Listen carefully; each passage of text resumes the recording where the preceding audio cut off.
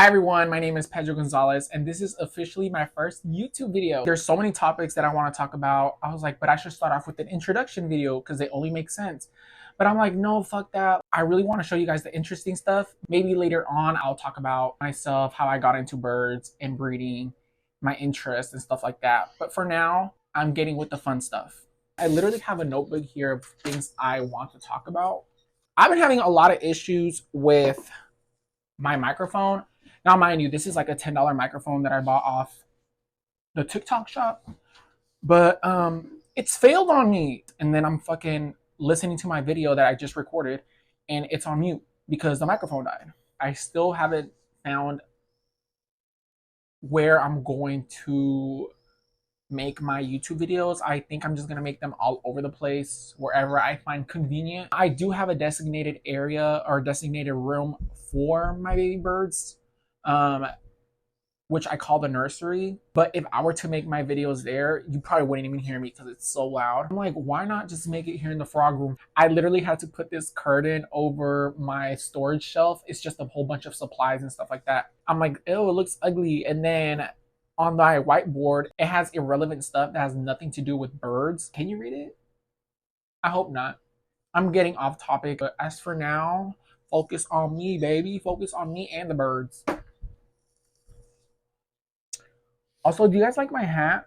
First things first, I will show you guys how I hand feed the baby plumheads. They're probably one of the most difficult parrots I raised to hand feed in my experience.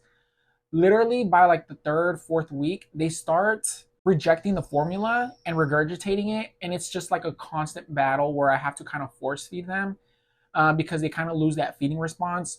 It's not like a green cheek or a cockatiel that, you know, make it so obvious that they're hungry because they'll try to climb up the bin or whatever. Plumheads are so different. It's like they don't want to eat, they just want to starve.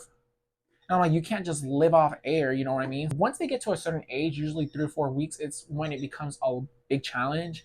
I still don't know why. I haven't asked other breeders, but I've been raising plumheads for 3 years now, and that's what I've noticed. I don't know if this is with all Asiatic parrots, but plumheads specifically, it's been a pain in the ass. But yeah, I'm gonna set the camera up to where you guys can see the babies a lot better, and you will see me out of view. So yeah, see you guys soon. In here, I have some really hot water. I don't know if you can see it steaming. And in here, it's a compost bin, but I have formula. There's different brands of formula that you can buy. I think the most common formula you can find is the Katie Exact hand feeding formula. Of course, there's other brands out there. The one I'm currently using is called Citicus.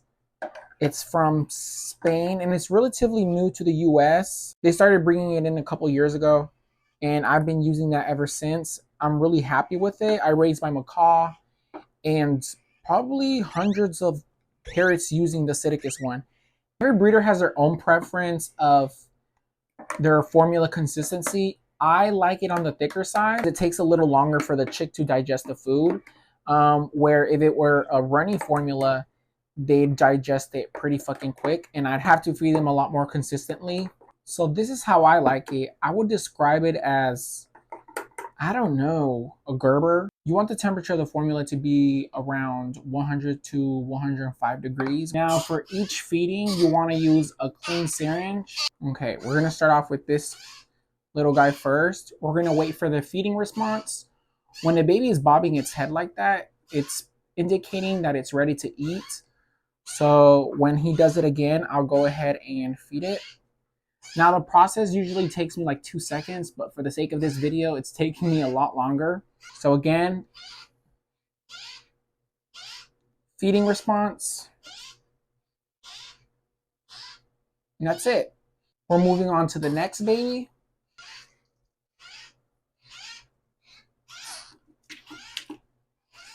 The feeding response.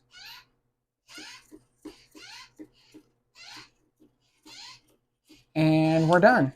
I like to give them an 8-hour break before I feed them again. It's currently 10 p.m. So around 6 a.m., 6:30 is when they're going to get their first feeding of the day. Depending on the age of the chicks, If they're a lot younger, they'll get more frequent feedings, but if they're older, they'll get less feedings. These babies are currently at 4 feedings a day.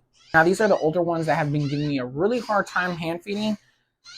They no longer have the feeding response that the younger ones had, and they're also rejecting formula. So it's getting to a point where I kind of have to force feed them. At one point, I thought they were ready to wean, but honestly, they're really, really young. And when I introduced, seeds and pellets to them, they didn't really have any interest in it. They're finicky eaters. Once they get to this age, you will see that they don't do the head bobbing that the little ones do.